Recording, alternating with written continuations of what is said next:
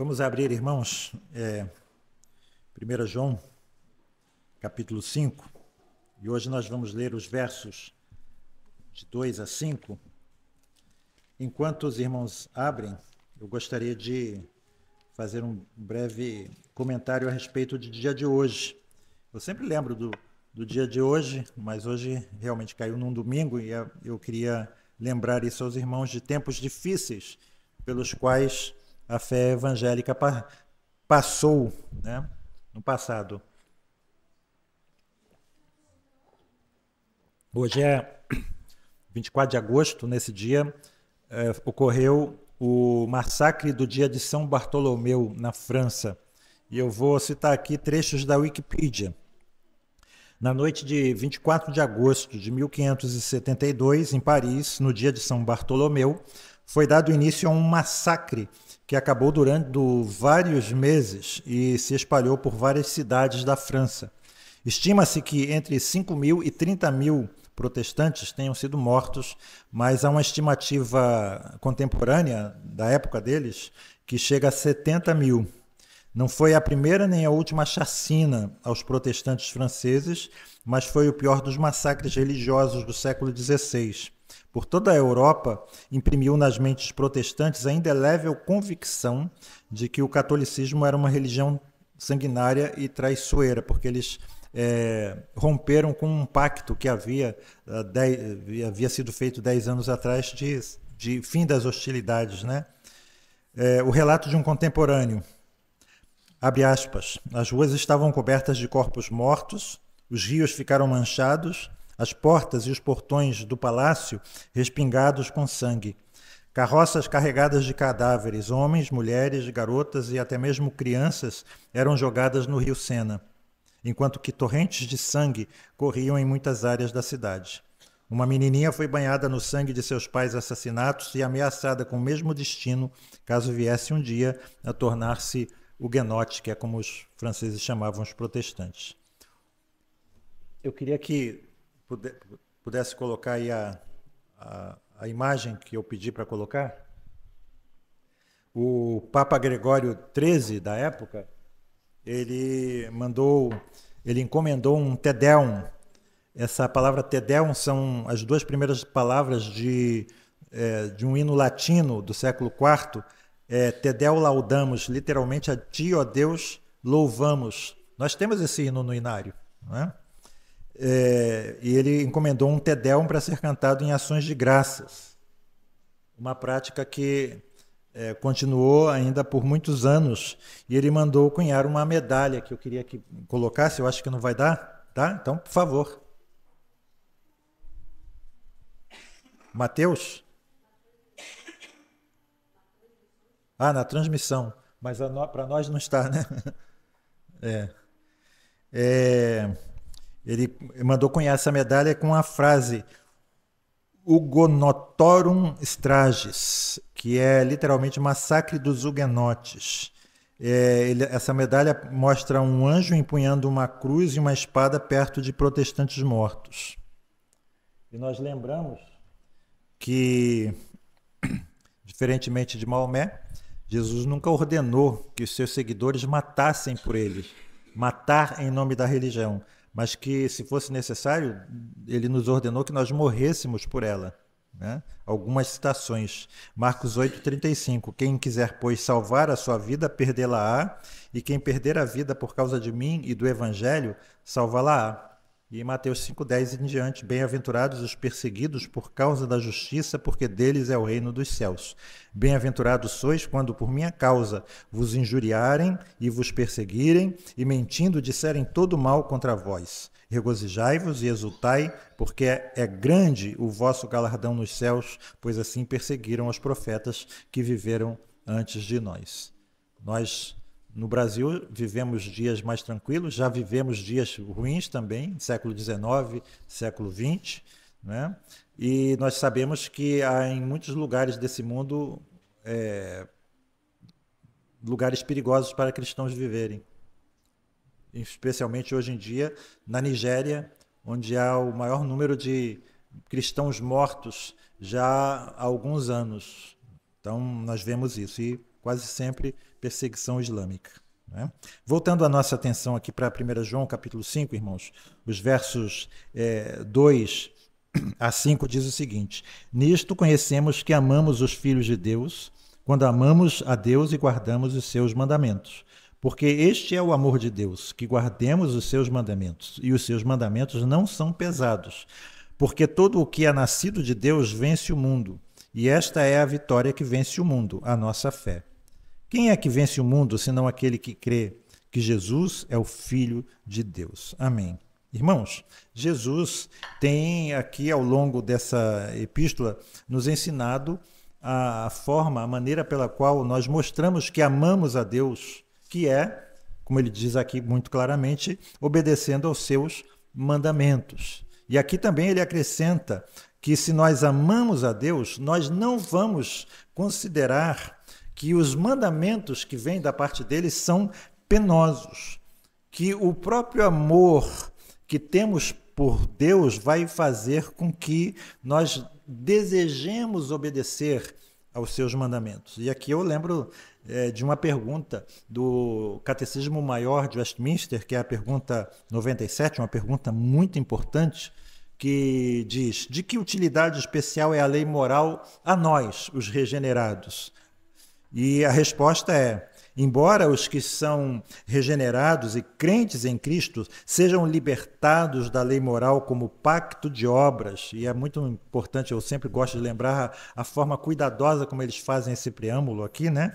De modo que não são nem justificados nem condenados por ela, contudo, além da utilidade geral desta lei comum a eles e a todos os homens, reparem, a lei é de utilidade especial para nos mostrar o quanto nós devemos a Cristo por cumpri-la e sofrer a maldição dela em lugar e para o nosso bem, no nosso lugar e para o nosso bem, e assim nos provocar a uma gratidão maior e a manifestar esta gratidão por um maior cuidado da nossa parte em nos conformar a esta lei como nossa regra de obediência. E João aqui, irmãos, nesse trecho, ele vai nos lembrar o grande perigo do que nós chamamos antinomismo, que infelizmente, para o nosso profundo desgosto, é adotado na maioria das igrejas evangélicas. E o que é o antinomismo? É o ensino que diz o seguinte: você não está debaixo da lei, e sim da graça. Os mandamentos do Antigo Testamento não têm nada a ver com você. Mas para João e para nós, é justamente nessa questão de obedecer aos mandamentos que a diferença entre aqueles que estão em Cristo e aqueles que estão sem Cristo vai aparecer com maior clareza. João nos mostra que a forma como nós nos posicionamos sobre os mandamentos, mais do que qualquer outra coisa, vai revelar quem realmente nós somos. Quem não tem Cristo considera que os mandamentos são pesados, que os mandamentos são um jugo, que os mandamentos são uma limitação da nossa liberdade, uma restrição à alegria e ao prazer. Eles são um fardo. E no íntimo do coração, eles consideram que Deus é um verdadeiro estraga-prazeres. Não sei se você já viu, quando eu era jovem, eu via de vez em quando as pessoas falarem assim, responderem assim, uma pergunta, por exemplo, por que você não dança o carnaval com a gente? Minha religião não permite. E se ela permitisse? Aí eu dançava, não é isso? Ou seja, em outras palavras, eu gostaria, mas existe um impedimento maior, que é o da minha religião, os dogmas, etc. Mas se você nasceu de novo, se você é uma nova criatura, se realmente as coisas velhas já passaram e se fizeram novas, a sua relação com os mandamentos vai ser diferente. Os mandamentos de Deus não serão para você um dever penoso, uma carga pesada e difícil de levar. Então, irmãos, reparem que João está aqui nos apresentando mais um dos muitos testes que ele já nos apresentou, que devemos aplicar a nós mesmos na questão da certeza da nossa salvação, das evidências de que realmente nós somos novas criaturas, da nossa relação com o nosso Criador. Você é cristão? Você diz que é cristão? Então, qual é a sua atitude em relação aos mandamentos de Deus? Você, de alguma forma, sente que a vida cristã é um fardo? Você que ainda está debaixo da tutela dos seus pais, pré-adolescente, adolescente, você obedece somente por medo do castigo dos seus pais? Você vem à igreja somente porque seu pai te obriga? E nós, adultos, nós mantemos esse estilo de vida exteriormente cristão somente para talvez manter a paz com o marido ou com a esposa dentro de casa? Ou talvez por medo de ser castigado por Deus? Eu lembro aqui, quando nós recebemos a visita daquele casal convertido do islamismo e o testemunho poderoso da nossa irmã, que era uma muçulmana extremamente devota, cumpridora de todos os preceitos da religião, mas ela dizia por medo. E ela dizia, recordando aquilo que acabamos de ler em Mateus capítulo 13, ela dizia que ela tinha medo de Deus porque ela sabia, ela tinha certeza de que Deus não gostava dela. E por que ela tinha essa certeza? Porque se Deus gostasse dela, teria feito que ela nascesse homem e não mulher. Então ela fazia tudo para que Deus não ficasse olhando para ela, para que ela não se destacasse por alguma desobediência e despertasse a ira de um Deus que já, de antemão, já não gostava dela. Será que existe no nosso meio alguém que obedece a Deus simplesmente por medo? Você está vivendo a vida cristã porque realmente gosta dela? É seu desejo, de fato, obedecer aos mandamentos de Deus? Você concorda do fundo do seu coração com o apóstolo Paulo que diz assim: a lei é santa, o mandamento é santo, é justo, é bom? Romanos 7, 12. Aliás, uma pergunta: você tem na sua mente bem definidos, bem claros, estabelecidos os mandamentos que resumem a lei moral? Se eu perguntasse para você qual é o quarto, ou sétimo, ou oitavo mandamento, você diria rapidamente? Por quê? Porque Jesus disse, Mateus 22, amarás o Senhor teu Deus de todo o teu coração, de toda a tua alma, de todo o teu entendimento. E ele diz, esse é o primeiro e grande mandamento. E o segundo, semelhante a este, é amarás o teu próximo como a ti mesmo. E nós sabemos o que Jesus está dizendo aqui. Ele está resumindo o decálogo em duas partes, em dois mandamentos. O primeiro diz respeito ao amor a Deus, que está nos 4 primeiros mandamentos do decálogo. E o segundo, resumido, é o amor ao próximo, que está nos 6 últimos mandamentos. Mas reparem que até mesmo o amor ao próximo está fundamentado no amor a Deus. Por que eu amo ao próximo? Porque Deus me ordena amar ao próximo. E se Deus me ordena e se eu amo a Deus, eu vou amar ao próximo. Então, irmãos, reparem que João aqui está nos ajudando a nos sondar, a sondar o nosso coração. E eu gostaria então de resumir esses ensinamentos de João, colocando-os aqui como algumas afirmações, duas básicas. A primeira é a seguinte: o fator que faz com que as pessoas sintam que os mandamentos são pesados é o mundo. Ele diz, os seus mandamentos não são penosos, porque todo o que é nascido de Deus vence o mundo. Se você fizer uma pesquisa na primeira epístola de João, você vai reparar que João faz 17 menções ao mundo. 17 vezes ele usa essa palavra mundo ao longo da sua epístola. Nós podemos lembrar do capítulo 2, onde ele escreve no verso 15, não amem o mundo nem as coisas que há no mundo. Se alguém ama o mundo, o amor do Pai não está nele.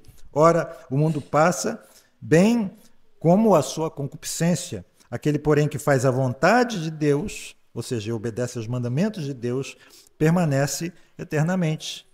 Então João está dizendo assim para mim e para você: o cristão está lutando contra o mundo continuamente. E por isso, irmãos, é muito importante que nós entendamos de forma muito clara o que João está querendo dizer com essa palavra mundo.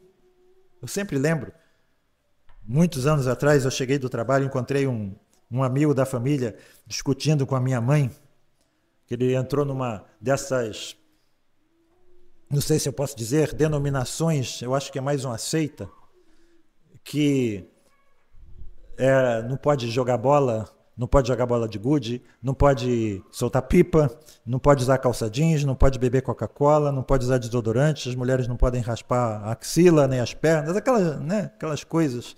E ele discutindo lá com minha mãe que não ia mais à praia. Aí minha mãe, por quê? Porque João diz, não ameis o mundo, nem as coisas que há no mundo. A praia está no mundo. Então a praia não pode ser amada por mim. Então não vou mais à praia. Será que é isso que João está querendo dizer aqui? Então gostaria que já colocasse aí, espero que dê para colocar, né? Alguns significados aqui dessa palavra mundo na Bíblia. Em primeiro lugar, ela pode significar o universo, como nós lemos em Efésios 1:4, como também nos elegeu nele antes da fundação do mundo, para que fôssemos santos e irrepreensíveis diante dele em amor. Então, o primeiro significado da palavra mundo na Bíblia é universo.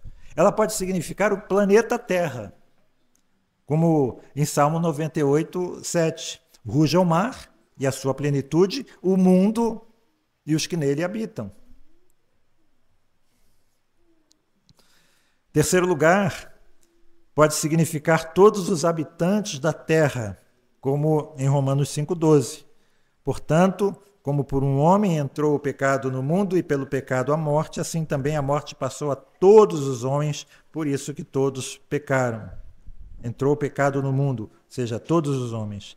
Quarto lugar, pode significar a humanidade decaída, a humanidade alienada de Deus, como nós lemos em Apocalipse 12:9.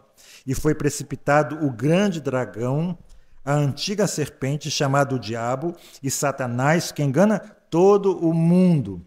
E ele foi precipitado na terra e os seus anjos foram lançados com ele. Quinto lugar, pode significar muita gente. Isso está mais literal na Ara, João capítulo 12, verso 19. De sorte que os fariseus disseram entre si: vede que nada aproveitais, eis aí vai o mundo após ele. Na nossa versão, toda a gente, ou seja, muita gente após ele. E pode significar o conjunto de forças espirituais e humanas que agem contra Deus e tudo aquilo que é produzido por elas, como nós lemos em João capítulo 2, 1 João, capítulo 2, verso 15 em diante. Ou seja, irmãos, uma boa definição, um bom resumo do significado da palavra mundo aqui é a seguinte: qualquer coisa que se opõe a Deus. Ou seja, é contra esse mundo que nós devemos lutar. Qualquer coisa que se oponha a Deus. Deus nos criou para adorá-lo, para glorificá-lo, para que nós vivamos para a sua glória. Como diz a primeira pergunta do breve catecismo, o fim principal do homem é glorificar a Deus e gozá-lo para sempre, ter alegria nele para sempre. Então esse é o motivo principal para o qual Deus nos criou. E o mundo, irmãos, é tudo aquilo que tenta impedir que nós façamos isso. Às vezes, nós podemos encontrar pessoas que pensam que não tem nada a ver com o mundo porque fazem certas coisas ou, mais ainda precisamente, deixam de fazer certas coisas. Por exemplo, não fumam, não dançam, não bebem. Mas um homem religioso pode não fumar, não dançar, não beber e pode pertencer ao mundo mesmo frequentando uma igreja, tanto quanto um homem que frequenta um prostíbulo, um bordel, se deixa levar por aquilo que nós lemos no verso 16 do capítulo 2 de 1 João. Eu vou ler aqui na linguagem de hoje. Nada que é deste mundo vem do Pai. Os maus desejos da natureza humana, a vontade de ter tudo o que agrada e o orgulho pelas coisas da vida. Tudo isso não vem do Pai, mas do mundo. Ou seja, se em nossa perspectiva, se em nossos pensamentos, se em nossa mentalidade nós desejamos aquilo que Deus condena e nós repelimos aquilo que Deus declara bom, então nós somos parte do mundo. Nós temos a mesma natureza que age contra aquilo que Deus diz e declara que é bom. Não importa se você frequenta uma igreja. Como diz a confissão belga, há muitos que podem estar na igreja, mas não pertencem a ela. Então, irmãos, note aqui, entenda aqui que o mundo é muito mais espiritual, digamos assim, do que matéria, praia, sol, mar. Todas essas coisas são criações de Deus e Deus as declarou como boas. O mundo também não é o corpo humano, quando nós falamos carne, né? Não é o nosso corpo, porque quando Deus nos criou, criou como almas e corpos, e os nossos corpos são bons porque foram criados por Deus, todas as partes do nosso corpo.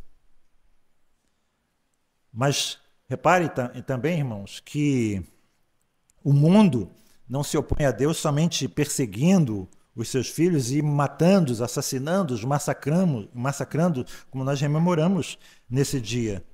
Os agentes do mundo podem fazer isso, mas existem outras maneiras de se opor a Deus. Pode ser, muitas vezes, só por meio da ridicularização. Pode ser que baste que as pessoas riam de você para intimidar você, para entristecer você. Então você pode ser isolado. Você pode se sentir solitário na sua escola, porque as pessoas não te compreendem, as pessoas se afastam de você. Muitos cristãos, irmãos, estão sendo tentados em todo o tempo pelo mundo por meio desses artifícios a abandonar a vida cristã. E é contra isso que nós temos que lutar. Vemos que o mundo está do lado de fora. Mas, infelizmente, como já vimos no comentário de Mateus 13, ele está dentro de nós também. Então, nós temos que lutar em duas frentes. O apóstolo Paulo diz, Romanos 8:7, linguagem de hoje, as pessoas que têm a mente controlada pela natureza humana se tornam inimigas de Deus, pois não obedecem à lei de Deus, ou seja, os mandamentos de Deus, e de fato não podem obedecer a ela. É impossível que um homem controlado por sua natureza humana decaída venha a amar e obedecer à lei moral. E o mundo, então, irmãos, pode estar dentro de mim. Essa mente carnal de que fala o Novo Testamento, essa mente carnal que se manifesta muitas vezes num egoísmo, num egocentrismo, no viver focado somente em si mesmo, nos seus desejos, na sua própria família, vivendo em torno do seu próprio umbigo, não se importando com aquilo que acontece fora do seu âmbito restrito. Nas obras da carne, descritas no capítulo 5 de Gálatas, no ciúme, na cobiça, na dureza no modo de falar, na indelicadeza. Então, todas essas coisas, irmãos, são coisas que mostram que o mundo também está dentro de nós. E quando uma dessas coisas nos controla, quando uma dessas coisas entra em atividade, quando nós estamos vivendo para nós mesmos e não para Deus, todos esses apetites, todos esses desejos desordenados, todas essas coisas surgem do nosso interior e afloram nos nossos atos e nas nossas palavras e produzem coisas ruins. Nós lemos o apóstolo Paulo alertando a igreja em muitas epístolas, cuidado porque vocês estão se mordendo, vocês estão se devorando, cuidado para que vocês não sejam mutuamente destruídos. Mas talvez, irmãos, uma das coisas mais, digamos, sutis e sorrateiras, mais despercebidas por nós, uma dessas manifestações mais difíceis de ser percebidas, por mim e por você, nessa manifestação da carne, seja a indolência. A indolência. Existe um aspecto em que todos nós somos preguiçosos, digamos assim. Você não percebe que com alguma frequência você dá desculpas a você mesmo pelo fato de não ler a Bíblia ou de não orar? Você pensaria em dar desculpas se fosse ver aquela série no YouTube ou na Netflix? Ou passar uma hora no X, no X, ou no Instagram? Você fica dando desculpas para não ir a um passeio divertido? Mas quando se trata de ir à reunião de oração, frequentemente pode estar frio demais, ou calor demais, pode estar chovendo, pode parecer que vai chover, pode estar ventando demais, ou você está cansado demais, ou não está se sentindo muito bem. Então, surgem 1001 justificativas na sua mente para que você não faça aquilo que você precisa fazer. De manhã, no domingo, você acorda e fica na cama e chega atrasado para a escola dominical. Durante a semana, o despertador toca e você já pula da cama para ir para o trabalho. Mas no domingo, Então reparem, irmãos, que a indolência natural da nossa carne está o tempo todo lutando contra o fato de você glorificar a Deus, sendo pontual nos seus compromissos, sendo zeloso, como nós vimos aqui com relação ao dia do Senhor, com alegria. Alegrei-me quando me disseram, vamos à casa do Senhor. Mas nós vemos o profeta Malaquias, Deus falando por ele. Vocês estão dizendo lá no seu íntimo, que canseira, que enfado, esses mandamentos são penosos. Todas essas coisas, irmãos, surgem dentro de nós e são parte do mundo que está dentro de nós. Então, quero mais uma vez resumir tudo isso. O mundo é tudo aquilo que é exterior a mim, mas também é tudo que está dentro de mim e que me impele a fugir do objetivo de Deus, que é me conformar à imagem de Cristo. Então, o primeiro ensino de João nesse bloco é que o mundo torna os mandamentos de Deus penosos. Agora, a segunda afirmação de João diz respeito ao nosso relacionamento, ao relacionamento dos cristãos com esse mundo. E João diz o seguinte: os cristãos não se conformam com ele, porque eles foram transformados, porque existe neles um impulso em direção oposta. Esta é a vitória que vence o mundo, diz 1 João 5,4, na segunda parte do versículo. O que é nascido de Deus vence o mundo, diz João na primeira parte do versículo 4. João se refere à vitória 3 vezes nesses 2 versículos. E com isso, João está querendo nos dizer que o cristão é alguém que vence o mundo, que domina o mundo. E, na verdade, irmão, João está dizendo uma coisa muito importante aqui, porque essa frase pode ser traduzida e talvez melhor compreendida se nós lermos essa frase assim: esta é a vitória que venceu o mundo. Porque os cristãos são aqueles que tiveram seus olhos abertos para o verdadeiro significado do mundo. Eles passaram a perceber, irmãos, que o mundo é algo ruim. O mundo é algo que nós devemos odiar. Nós lemos o Salmo 97, verso 10, vós que amais ao Senhor, odiai o mal. O amor a Deus implica no ódio a tudo aquilo que nos separa dele. E os cristãos já sabem que o mundo já foi vencido pelo seu Senhor Jesus. Eles sabem que eles mesmos estão em Cristo Jesus. E por isso existe um sentido em que eu e você vencemos esse mundo. Jesus venceu o mundo e eu estou em Cristo, então eu também venci o mundo. Então existe esse sentido em que eu já sou vitorioso. A gente pode dizer que é o sentido escatológico, o sentido final.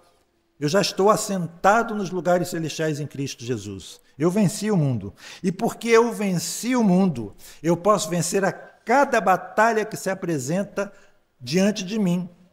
A batalha de hoje.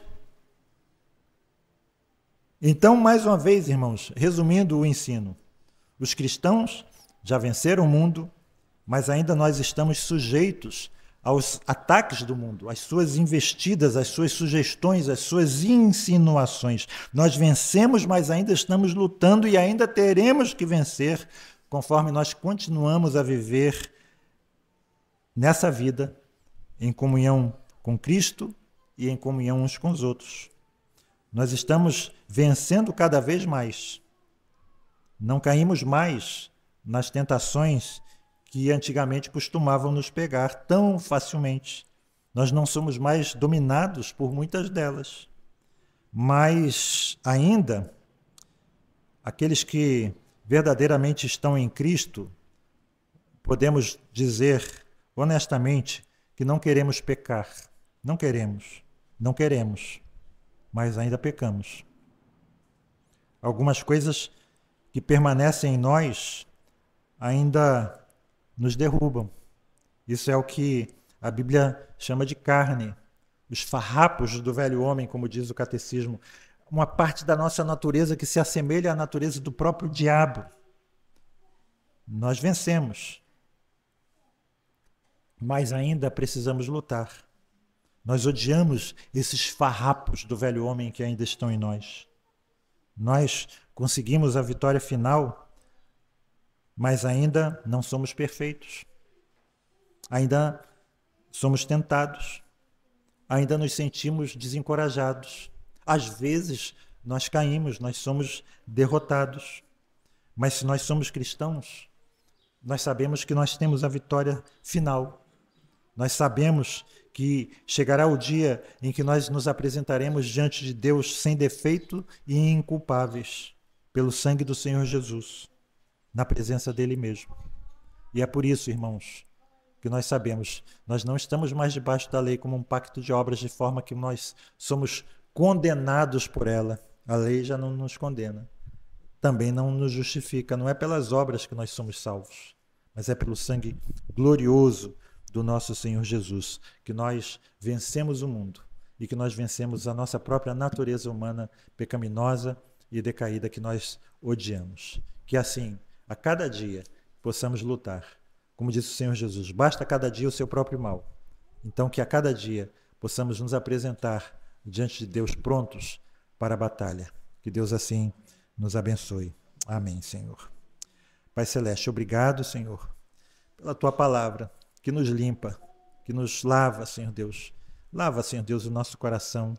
Limpa a nossa alma, Senhor Deus. Ajuda-nos, Senhor Deus, a sermos mais capacitados a cada dia para obedecer-te, Senhor Deus. Apruma-nos, Senhor Deus, os joelhos trôpegos, Pai Santo. Permite que não andemos em zigue-zague, mas em linha reta. Não permita, Senhor Deus, que o desânimo tome conta do nosso coração. Pelo contrário, Senhor Deus, que possamos correr com perseverança a carreira que nos está proposta, olhando firmemente para o autor e para o consumador da nossa fé, Cristo Jesus. E é no nome dele que nós te pedimos todas estas coisas para a glória do nome do Senhor. Amém e amém.